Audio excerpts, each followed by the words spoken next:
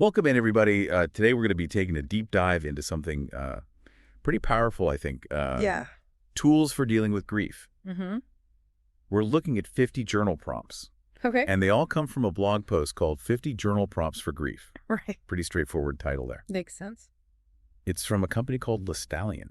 Interesting. And before you think, oh, it's just a sales pitch for journals, Right. I got to say some of these prompts are really good. Oh, wow. Like they really hit hard in a good way. That's interesting how they kind of position them. Oh. It's not just like, oh, just write down how you're feeling. It's like they're saying actively use this to engage with your grief. Exactly. It's like they're handing you a flashlight to go explore, this dark, confusing landscape of grief. Yeah. And just having that light, that focus can make a huge difference. That's a good analogy. Like one prompt asks, what small things do you miss the most? And it seems simple, but it brings back so many specific memories and emotions. Yeah, it's about tapping into the details, the Yeah. everyday moments that maybe you didn't think much of at the time. Right. But they actually hold a lot of meaning. Yeah. And that's where you find those poignant reminders of what you've lost.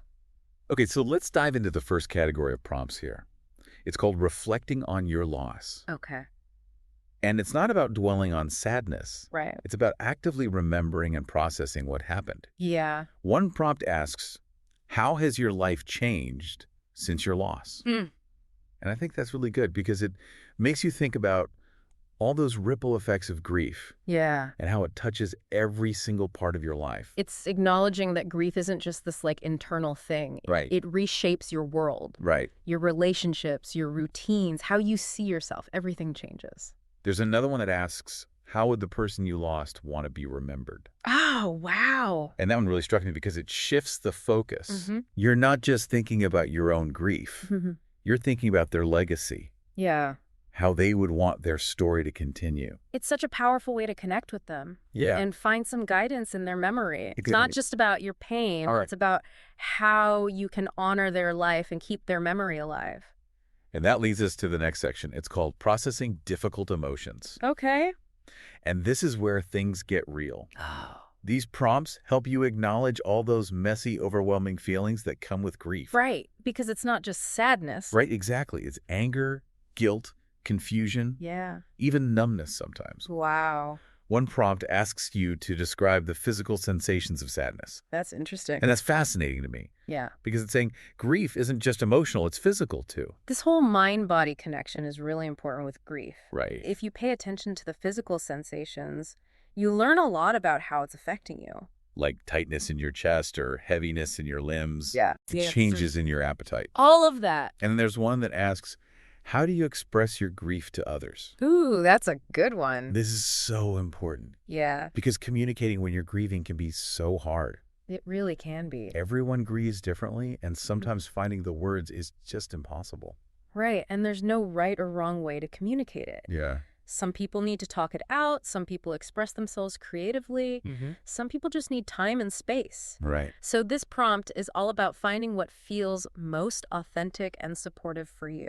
It's like finding your own grief language and then teaching it to the people around you I like that. so they can understand and support you better. Yeah, because even if you can't articulate everything perfectly, Right. just trying to express it can be really cathartic. Mm. It really is. Sometimes it's enough to just acknowledge you're struggling to find the right words. Absolutely. It can be a way of communicating in itself. So we're going to move on to the next section here. It's called Finding Healing in Memory. Okay. And this isn't about getting stuck in the past. Right. It's about finding strength and comfort in memories. Yeah. One of the prompts that really resonated with me asks you to describe a place or an object that has special meaning related to your loss. Mm. And I think it's amazing how certain things can just hold so many memories and emotions. It's like a sensory experience with grief. Yeah. Like a scent or a photograph or a Yeah. piece of clothing. Yeah. It can really transport you back to that time you shared with them. It's like you're holding a piece of the past, Yeah. a reminder that even though they're gone, their presence is still around us. That's a good way to put it. Another prompt asks about advice you received from the person you lost. Okay. And I bet that would be so comforting, Yeah. especially if you're trying to make a tough decision Mm. or you just feel lost without them. It's like tapping into their wisdom, Mhm. letting their voice continue to guide you, even when they're not physically there. That's like you're carrying a part of them with you. Yeah. Their spirit lives on in those lessons they taught you. Exactly.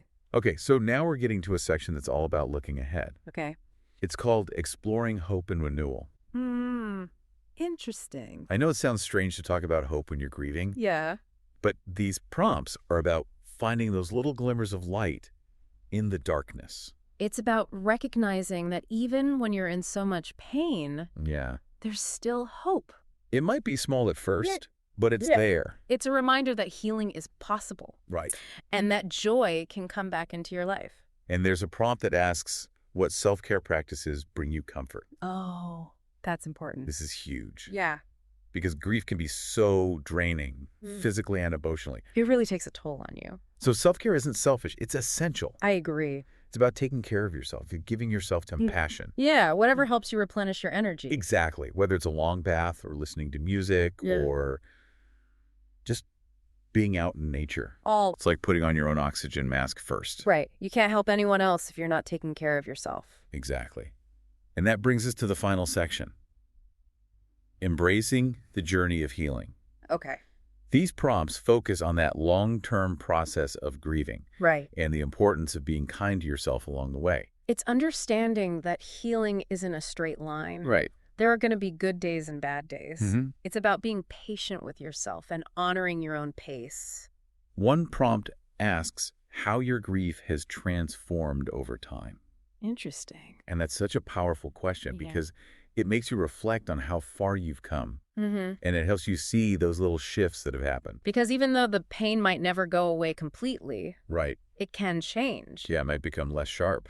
Exactly. It's not as all-consuming as it was before. It's like a wound that's healing. Yeah. It leaves a scar, but it doesn't hurt as much anymore. And that scar becomes part of your story. Mm. It shows your strength and your ability to heal. The one prompt that really stood out to me in this section asks about forgiveness. Okay. What does forgiveness mean to you in the context of your grief? That's a tough one. It's a really loaded concept. Especially when you're dealing with loss. Right. And I think it's important to approach it with a lot of compassion for yourself. Yeah, It's not about condoning anything or minimizing your pain. exactly. It's about letting go of the anger and resentment, Mm. the guilt that you might be holding on to. It's about choosing peace instead of holding on to that pain. And, you know, sometimes forgiveness is more about you than the other person. Exactly. It's about freeing yourself. Mm-hmm. And it's about choosing to move forward, with less of a burden, even if you don't know what's ahead. Right. And in that spirit of moving forward, we come to the last prompt in this collection. Okay. It asks you to think about the future Okay. with your loss in mind. That's, I know it can be daunting to think about, yeah, it feels almost impossible sometimes. but I think it's worth trying to imagine what that future could look like. It's not about pretending the loss didn't happen, right? Of course not. It's about acknowledging how deeply it affected you. Right.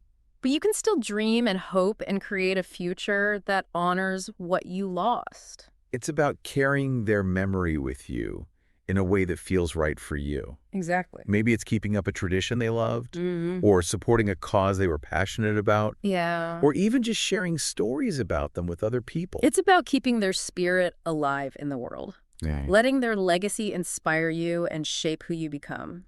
And sometimes that future, might look totally different from what you thought it would. That's true. Loss has a way of changing your perspective, Mm-hmm. your priorities, what's important to you. Like a detour on a road trip. Yeah. You might find something amazing you never would have seen if you stayed on the main road.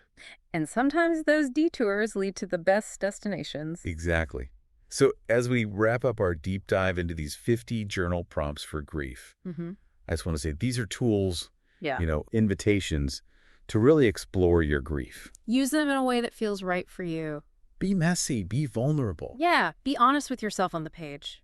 And remember, there's no right or wrong way to grieve. Everyone's journey is unique. Take your time. Yeah. Ask for help if you need it. Exactly. Honor your own pace. And if any of these prompts really resonate with you, Yeah? share your thoughts, your reflections, even your struggles. Because your voice matters. Absolutely. And by sharing your story, you might help someone else feel less alone in their own grief.